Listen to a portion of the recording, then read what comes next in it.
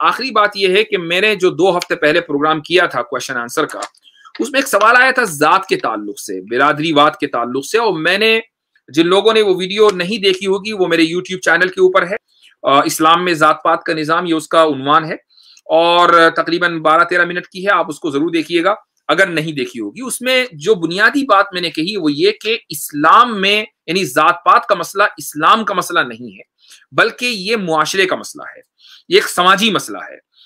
मुसलमानों के अंदर जात पात की ये बीमारी है, लेकिन इस्लाम ने इस पर कोई यानी उसको कोई तरवीज दी हो, इस्लाम ने उसको प्रमोट किया हो, ऐसा नहीं है। कुरान करीम तो ये कहता है कि यानी जो इस्लाम की तालीम है वो तो ये है कि एक अरबी की एक अजमी के ऊपर कोई फजीलत नहीं है।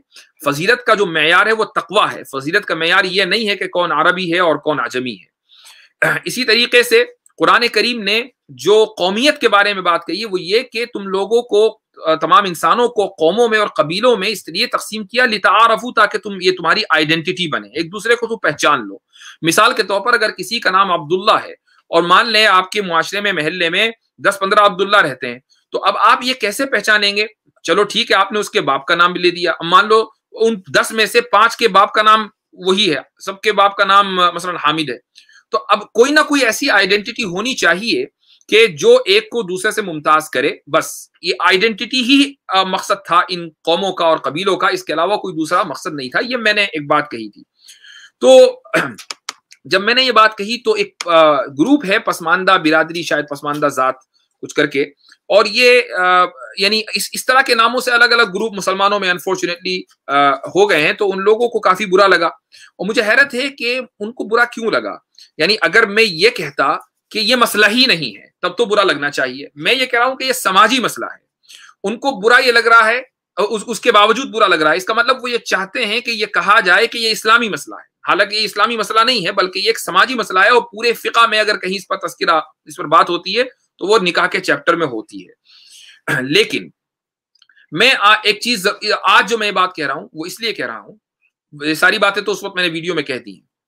हमारे यहां मुसलमानों में आज जात पात बिरादरी इसका तस्किरा हमने तो आमतौर से नहीं सुना कि मस्जिदों में हो रहा हो, इमामों को इसलिए पीछे किया जा रहा हो कि भाई तुम फला बिरादरी को फला।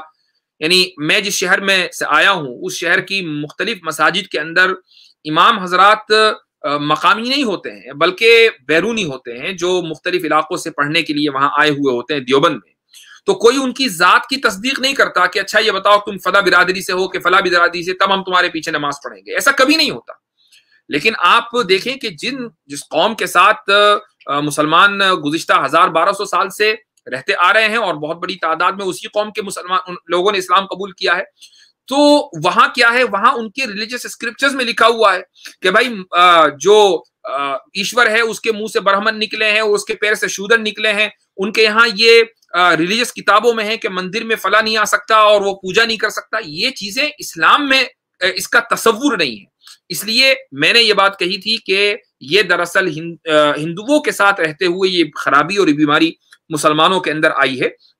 अब अगर कोई, अच्छा ये लोग जो पसमानदा बिरादरी जात वाले हैं ये हमेशा अपने मजामीन में या अपनी वीडियोस के अंदर एक लफ्ज बोलते हैं, और वो लफ्ज क्या है, वो ये कि अशराफ और अजलाफ, या अशराफ वर्सेस अरजाल, और वो ये कहते हैं ये अशराफ के बिरादरियों के लोग हैं। हालांकि जिन बिरादरियों को ये अशराफ कह रहे हैं, मसलन ये कहते हैं कि सैयद हैं या सिद्दीकी हजरात हैं, ये अशराफ हैं, वो लोग कभी भी उनकी पुरानी आज से 100-150 साल किताबों में अगर क्या लिखा हुआ ये मैं नहीं जानता, लेकिन आज का जो मुआशरा है वो ये है, और यही इस बात की दलील है कि ये सोशल मसला है, इस्लामी मसला नहीं है। चूंकि अगर इस्लामी मसला होता तो कभी चेंज ना होता। आज आप कभी भी इन लोगों के यहाँ, इन लोगों की जबान से ये नहीं सुनेंगे कि हम अशराफ हैं और ये अजलाफ हैं या अरजाल हैं, बल्कि जो पसमानदा बिरादरी वाले लोग हैं जो ऑर्गेनाइजेशन चला रहे हैं वो खुद ही अपने आप को अरजाल कहेंगे, दूसरे को अशराफ कहेंगे। तो बिरादरीवाद कौन फैला रहा है? अच्छा, इनका एतराज ये होता है कि ये जो सब अशराफ लोग हैं इन्होंने सारे इदारों के ऊपर कब्जा किया हुआ है।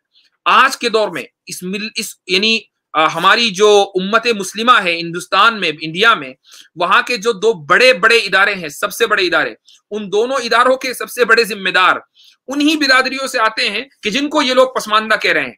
हालांकि वो हमारे नजदीक पसमानदा नहीं है, यानी मेरे अपने اساتذہ میں سے اکثر وہی تھے کہ جو ان برادریوں سے نہیں آتے تھے جن کو آپ یعنی یہ لوگ جو ہے اشراف سمجھتے ہیں. ہم نے آج تک کبھی ذہن میں یہ بات آئی نہیں کہ یہ کس برادری کے ہیں. ہمارے استاد تھے, ہم ان کے جوتے سیدھا کرنا فخر محسوس کرتے تھے.